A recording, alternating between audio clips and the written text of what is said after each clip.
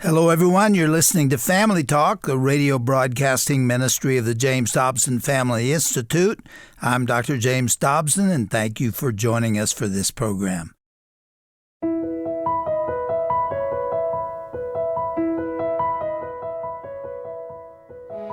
Since the 1990s, doctors and health experts have seen a startling increase in obesity among children. Many of these kids struggle with their weight because of poor nutrition or poor exercise habits. In just a few moments, you're going to hear the conclusion of Dr. James Dobson's conversation with Elliott, a registered and licensed pediatric dietitian. Welcome to Family Talk, a radio ministry of the James Dobson Family Institute. I'm Roger Marsh, along with your host, psychologist, and best-selling author, Dr. James Dobson. Elliott's private practice in Birmingham, Alabama, works to help families develop and maintain healthy diet routines. Allie previously worked at Children's Hospital of Alabama and was on the maternal and infant team at Gerber. Today, she and Dr. Dobson will continue examining the health of our kids and what proper nutrition looks like. Allie will also talk about dealing with picky eaters and why parents must monitor the sweets their kids eat. There's a lot of content today, so let's dive right in on this edition of Family Talk. Allie, as a place to begin, I'd like to know how you work with patients, with parents, and with little kids. Do you, in your private practice, make yourself available to parents who are having problems getting their kids to eat properly? That's correct. So usually it's initiated by the pediatrician. They've heard the parent come in enough times and say, I just need help. And they've given them the practical advice of the kid's not going to starve, it's okay. But that parent just really needs time to talk. And I spend an hour and a half for my first session with the father and the mother if I can. That's always best. Just to listen to them and kind of hear. Do you have the child there? No, I try to keep the child out for the first session just because I want to hear what's going on. I want to hear how they're parenting, not just with the table. I want to hear, what do you do when a ball runs out in the middle of the street and a car's coming? Because parents, what I've found, have so many different definitions of discipline. Some think it's a very bad word. They have a bad connotation with it. Some think it's a good.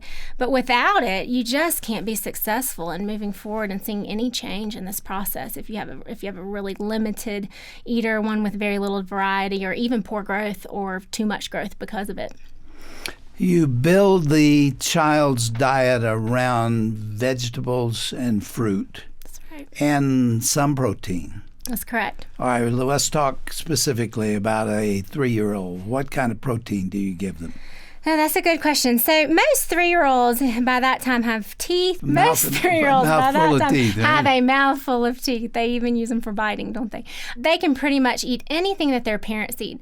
If you look culturally at other countries, okay, they feed their children what they're eating. And for some reason in America, we don't always do that. We feed our kids mac and cheese and chicken nuggets, and then we sit down 2 hours later to, our salad and sweet potato and the things that we've learned as adults to eat. I think it's a great thing very early on to teach the children and expose them to the flavors and the textures and foods that we also are eating. The number one studied diet is the Mediterranean diet. Mm-hmm. And there's really nothing all that special about it. It's just lots of fruits and vegetables. It does have really good healthy fats in it and lean proteins. It's lower on red meat and higher on fish. It does contain eggs, Dr. Dobson. No. But not many. I think people don't know what you're talking about, because in the last program I said I don't like eggs, and I haven't since I was 4 years old. That's a lifelong pattern. I mean, that isn't going to change. It's okay as long as you're eating fruits and vegetables. But the Mediterranean diet teaches about 9 servings a day of fruits and vegetables. That's a lot. Come on. 9 servings. So what I teach with the little ones... How do you get a kid to eat Brussels sprouts? I mean... You may not get them to eat it, but I would really recommend you put them on the plate, especially if you and your spouse eat them. And I put them on my kids' plate many times to sit on the plate. But they don't get supplemented. I don't go back in the kitchen and refeed them what they wanted in the first place. And I really do believe over time, and I tell parents this is we're looking way ahead, but that's most of parenting, right? You'll see that the kids will become familiar with these things, with the smells, maybe even with a small taste, and over time they will accept. How often do you run into the youngster who doesn't really like food, period? Yeah. They don't eat very much, and the parents are terrified that something's going to be missed here. What happens? So I do see that. It's very little interest in food. I see it most of all with the children who have been diagnosed with maybe ADHD and are even on medicine for that. Oftentimes it can decrease their appetite, decrease their interest in just eating overall. And again, that's where the parents make sure that they provide food consistently every 3 to 4 hours at the table, and then the child will decide if and when they're going to eat. I have observed in our family and in my own work with parents that oftentimes food is associated with love. If you really love a child, you'll have something sweet available for him when he comes home from school or sometime during the day. Frankly, again, my family, I'm from the South, and my mother was a great cake baker and pie baker and things of that nature. And every happy moment is associated with something sweet for me. I grew up with that, and I had to deal with that. Talk about it. I mean, you might be surprised at my answer, but I love that. I teach with sweets and treats that there should be a boundary. Really early on, as soon as your kid can even identify shapes and colors, you can start to show them foods that may be, I just label them a sweet or a treat, call it what it is. And they are lovely. They are to be had with friends and family. They are beautiful. And the fact that your mom made a pie was a beautiful thing. Eat it as a family. But what we see in adults is they eat them alone and they're ashamed by it, and it can sometimes stir the wheel and make it something that they want even more. So we celebrate those things, but we also as parents know that any kid without boundaries and sweets and treats are going to have too many of them. What I notice with my own kids is that they're everywhere. Every sporting event, there's going to be a sweet or a treat. School's going to offer some sort of cake because it's somebody's birthday, and then they turn around and the ice cream truck is coming down the street. Maybe they even made a trip over to grandma's during the day. So because they come so frequently and so often, our kids do have have to have limits with them, or it's just not safe. It's not healthy for them. In what way? Explain that. What does sugar do? Why does it need to be limited? I don't think we fully know. I think the media right now is on a big sugar's terrible, and maybe so. But I do think there's like I mentioned in the last episode, there's a morphing of the taste buds. They really like that hyper sweet, and they start to eat less fruits and vegetables.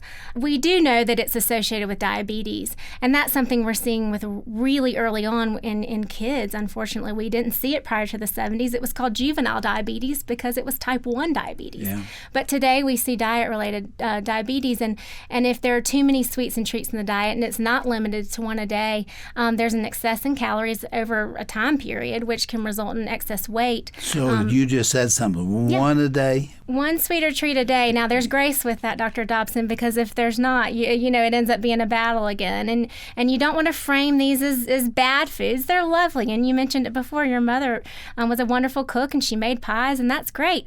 But we want them to start making this choice on their own, and we want them to become wise. And part of that is teaching them really early on, this is a sweeter treat. If you want the sucker at the dry cleaners, that's fine. But later on, when it's grandmother's birthday, we're having cake, so you have to make that decision. I tell parents, especially with overweight children, be prepared to say no. And don't feel bad about it. The child made the choice. They chose the Dum Dum Sucker after ballet, and so later on you tell them no. And what does that teach them? Next time they go to ballet or the dry cleaners and get handed a sucker, they may turn it down and wait for that other opportunity.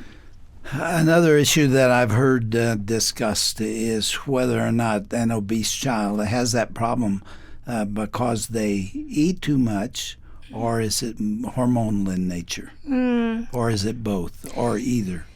I believe it's both. So what I see is around 10 years of age, if they start to gain weight prior to puberty, prior to the onset of puberty, the growth chart will start to look very steep, upward and steep.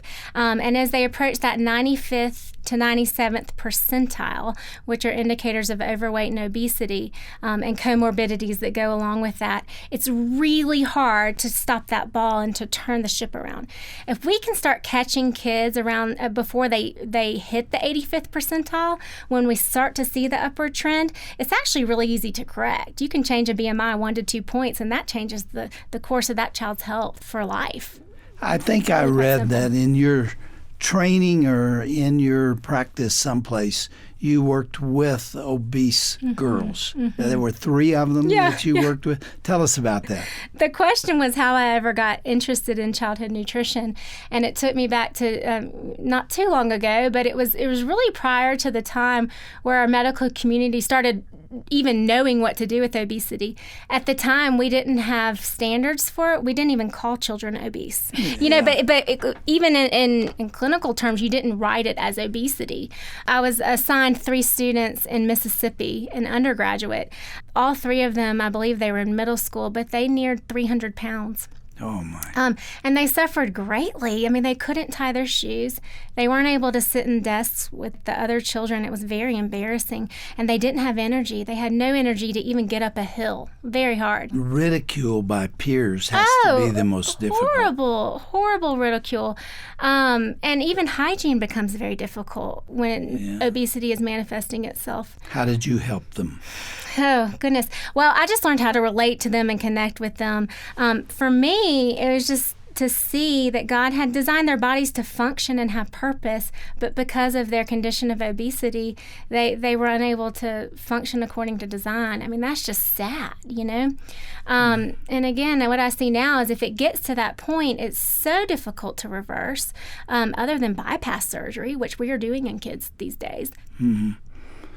That's kind of a last resort, isn't it? What in the meantime do you do? Again, I always go back to just the basic principles. Fruits and vegetables, right? Now, they're expensive and it's hard, and you see obesity definitely plague the lower socioeconomic groups, Hispanic, African American. In our own home, it's expensive to eat healthy. It is hard to buy fruits and vegetables. Have you seen what I've seen in restaurants where if a family comes in and mom and dad are overweight, the kids tend to be also? Yes. So it does run in families, and there's probably a genetic component to that.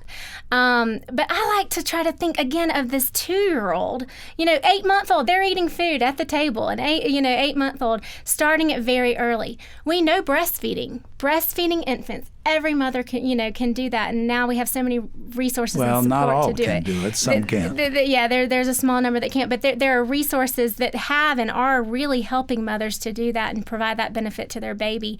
We know from the science that it's very beneficial in keeping a healthy weight. In your practice, do you get satisfaction from seeing a family that's dysfunctional at this level and learns to deal with it, and the children learn to eat better?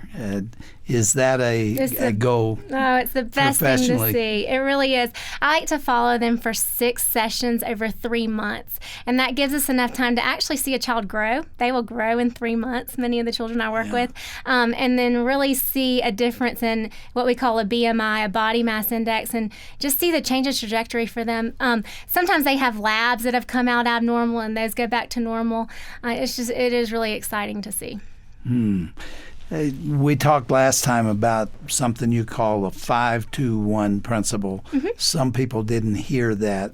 Repeat it. So 5-2-1 principle came out of the American Medical Association Obesity Task Force. Early 2000, they started to dig through the literature and try to figure out common themes, what we could really say might prevent children from becoming obese or help healthy families to not ever have to struggle with that. 5 stands for 5 servings a day of fruits and vegetables. To make that even more simple, I just say half the plate every time you feed your child. Probably feed your child breakfast, lunch, and dinner, and maybe 2 snacks of a fruit or a vegetable. The 2 is for 2 hours or less of screen time. That should be monitored by parents. It's a big deal. Dr. Dobson, there are so many ways for them to get screen time. How do you enforce that one? It's a hard one, and the schools use so many devices and screens. The literature says 2 hours or less, but it came out of literature prior to the invention of the iPhone or the access to iPhone. Yeah. So, it's a big bear, and I just tell parents to get a good baseline of where you are now and try to scale back 2 hours. So if your kid's on screen for 6 hours at home, try to go to 4. Yeah, well, my advice to parents is to keep electronic equipment out of the child's bedroom or their part of the house. That's right. Put it where you can see it. You not only can monitor how much time they're on a screen one way or another, but also what it is. That's correct. Because you can stumble onto pornography and all kinds of things if you're not careful. I think it can abduct the heart and the soul of a young child. It does me. When I notice that my screen time is up, it's not good for the nourishment of the soul. It's not a good thing. Talk about gluten. Oh, goodness. Don't make me do that. This is an important one because all of a sudden it's faddish. It seems that everywhere you're hearing about gluten. I never knew what it was 10 years ago. That's right. And all of a sudden it's everywhere. I'm not sure that all of that makes sense. Do you think so? 10 years ago, I worked in a GI clinic, and we might have one celiac diagnosis every 3 to 6 months. And I would walk in that room. That means you're not able to tolerate. You are not, and that is true. I mean, you should not have gluten if you have the diagnosis of celiac disease. It can be very abrasive. But the thought now is everybody should eliminate it. What's interesting is by the time I left, and even today, it was like the beeper was going off every 30 minutes with a new diagnosis. Not that many, but it did increase. So I do think we have seen a rise in celiac disease for whatever reason. It's probably autoimmune, and I have theories of that happen really early on in infancy and how we feed our children. But it is an indication in the event of celiac disease. What I see parents But that's a very small number. It's a very small number. What is this with adults particularly who think they can't tolerate a bite or two gluten? Gluten. Well, the way I think of it is if you take gluten off of the plate, you're going to be eating more fruits and vegetables just because what else are you going to be eating? And I think they feel better. Is it not true, though, that if you're compulsive about that, you also will not be eating some of the nutritious foods that you should? That's correct. So I do think when you give up a major food group like grains, okay, you're missing out on fiber, folate, key nutrients, iron, B vitamins that the body desperately needs. I will walk alongside a parent and support them if they want to trial it for something like autism or ADHD or even GI issues. But we have to make sure that it's really complete and that they've thought it out because it's restricting from a child. It really is. It's pulling a major food group out. I'm not opposed to it. Do you see self-diagnoses that don't make sense? Lots. Yes, lots. And I also see doctors, adult doctors in particular, that sometimes I think have no other answer, and so they'll say try it. So maybe it's a placebo effect. It does not help ADHD. We have no studies that it does, no. Or autism. No studies. All right, let's emphasize that. That's studies. kind of a hot button for me. I have to be careful. I have friends who are following these studies. No, I don't judge. You're going to get beat up. I want to tell you something. I would try anything myself if I had a child who, I would try any diet to help. So I'm all for that. But there is not scientific grounds for it. And I can't say that I've noticed it anecdotally either, that it helps to take that food group out. And in fact, it is a big gap. And kids need carbohydrates for brain development, for growth. Some people, I think, particularly need it, and I think I'm one of them. I tried the Atkins diet one time, and by 2 o'clock that afternoon, I was so weak that I couldn't hold my head up. I was doing a radio program, and I was just slumped in the chair because I was flat out hungry. I don't know if I'm like other people, but I need a certain amount of carbohydrates to function. That's right. Have you ever seen that before? Carbohydrates help the body to function. They are a form of fuel. They're the body's primary form of getting fuel and converting it to energy. They're necessary. I think our world has become so fixated on diet and nutrition and health, and really helping a parent to see what is the definition of health and what are we looking for here. Allie, I want to tell you something. I've done over 9,000 radio programs through the years, and there are 2 or 3 topics that will get me beat up big time, and this is one of them. I'm expecting all kinds of wrath for talking about this because everybody's got it all figured out. You might get in trouble, and I might too. I do. It's frustrating as a registered dietitian because you've studied this, and I'm teaching this to students in a classroom setting that are going to become registered dietitians, and we have to go based on science and good science, right? We can't just come up with theories, because if we do that, there's really no truth in what we're saying. It's just not grounded. It can change. Well, we're almost out of time. I've got a minute or two. I'm going to really fast track you, okay? Yeah. How about fried foods? Fried foods, they have their place, okay? They're not evil. And in fact, if we, again, look at the 70s, no childhood obesity, I'm pretty sure families were eating fried chicken. It's okay, but within limits. And it's, of course, better to eat lean meats that are grilled and broiled, and even plant-based proteins, very healthy. So limited, but not forbidden. Fruit has a lot of sugar in it. Yeah. Do you have a problem with that? No. Fruit has fructose sugar in it. It's a different molecule than sucrose sugar or even high fructose corn syrup, which is, man-made. But I believe God has made fruit. It is wonderfully perfect. I've never pointed my finger at an obese child and been like, I know what it is. You're eating too many carrots and too many grapes or too much salad. It's just not those things that are causing the problem. And in fact, it's the opposite. Kids who eat fruit and eat a lot of it tend to have very healthy lives. And when it comes to vegetables, green leafy vegetables, is that what you want? Why? Yes. The idea is that it not only provides good nutrition when they eat salads and green leafy vegetables, but it also helps control the other side of the plate from growing too large. And less calories, too. Yeah, it really has its place. And then we know if you eat the rainbow, if you eat colorful foods, they're antioxidants, they're usually fiber-rich, really healthy.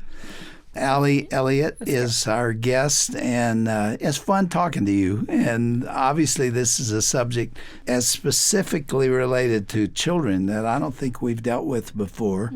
Last thing you want to say to parents? I think one thing I did want to say is just, and I was asked this earlier, it can be difficult to feed your child, and no matter what your circumstances is, if you're a single mom with limited time, or if you're have limited resources or a limited budget, it can seem daunting to feed your family and to feed them healthy foods. The number one thing that you can do for your children, if you are a family of faith, is to feed them at the table. Together as much as possible. It doesn't always work that way, and that's okay. Have grace on dad coming in late and not being able to get there. But as much as you can find time for the table, I really do think that things will fall in place. Now, that's not only a nutritional issue, but that's relational. It is. It's relational. Research on that is really clear. It's where we show our children that we're committed to them. It's where we connect with them. It's where we pray together. It is where fellowship happens and community happens. Because of that, worship happens. Neighbors see it. They see when the family goes in consistently over time. They see that the kids are a little bit different, have different behaviors. They see other people coming into the home. It's a very obvious thing when families make that commitment to eat together. Allie, I appreciate your being here. You've flown all the way from Birmingham with your husband, Edward. And it's fun getting acquainted with you. We've never met before. I'm going to give you an assignment. Okay. All right. This is a must-do. Okay. Go home and write a book. You have not yet written a book on this subject, and I think there's a lot of interest in what you have to say. And in that whole area, Now, next time I see you, you bring your book, okay? Thank you. I will do that. Okay. Thanks for being with us. Thank you, Dr. Dobson.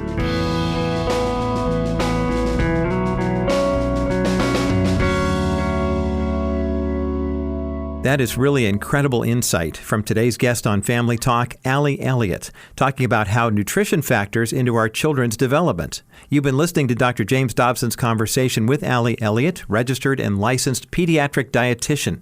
You can learn more about her practice by going to our broadcast page at drjamesdobson.org. You'll also find a link there for part 1 of her conversation with Dr. Dobson that we featured on yesterday's broadcast. Now, if you felt you learned something from these programs over the past couple of days, we would love to hear from you. Call us at 877-732-6825. Once you're connected, you can choose the feedback line option to let us know what you appreciated about these programs. Or, if you'd like, you can tell one of our representatives here in Colorado Springs. They'll be happy to pray for you as well, or to help you find any of the useful resources that we have in our library. Again, our number here at Family Talk is 877-732-6825. Thank you for making us a part of your day and for listening to another edition of Family Talk. I'm Roger Marsh. God's richest blessings to you. Please join us again next time.